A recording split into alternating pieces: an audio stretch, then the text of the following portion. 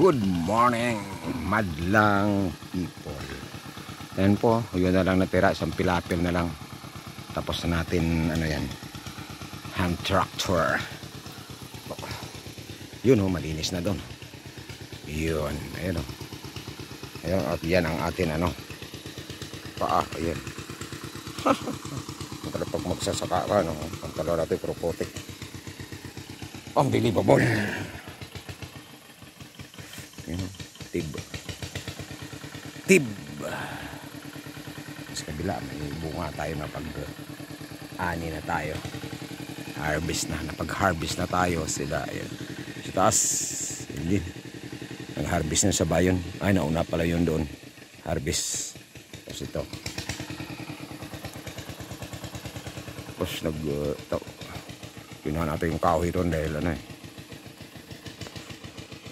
yung pati yan, mga kunin natin, iba na yan.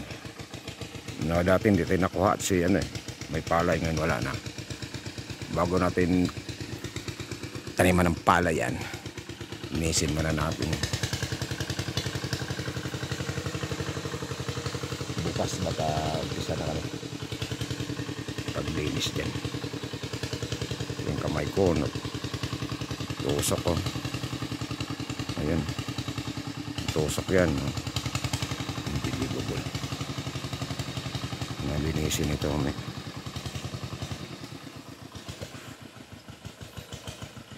Ayan o, mahirap yun doon, kaya hindi ako pwede doon.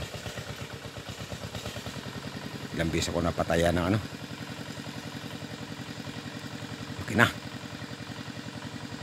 kung ako tumira dyan, patayan, hindi kaya.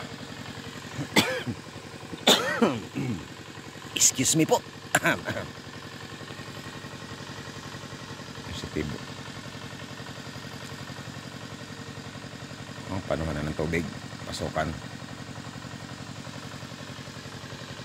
I'll be back po. Good morning, welcome back. Ayun po, pauwi na tayo. Ano rito ng manok, kulungan. May mga luya, ito may mga tubo. Higaanan natin. Doon tayo sa taas. Mga saging dito. Let's go home na tayo. Po, yun pala yan sa baba. Yung rice field. May daanan may daanan dito. Yan, papunta doon sa taas. Kasi doon yung doon dinadala pag harvest. Yun, kuha pa tayo ng binhi. Yan, yun doon linis na rin doon sa taas. So, pasok ka namin ng tubig. Ayan, tindaanan dito tayo padaanin. Dito mo pinadaan yung hand tractor. Ayan, inayos namin daanan dito. Parang highway to hell. Ayan o, ipundaanan diretso doon. Kubo ng manok. Ito, kubo rin ng manok yan. Yun ang palayan. Rice field. Doon sa baba. Linisin pa natin doon. Pero may ibon doon malaki. Ibon Walag-walag doon sa taas.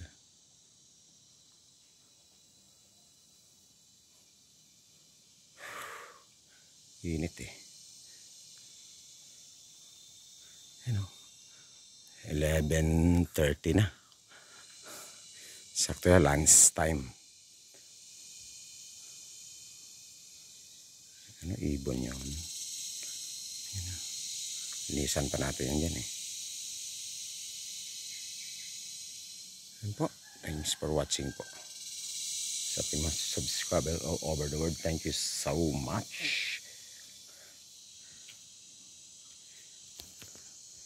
Ayan po. See you next upload. Alright.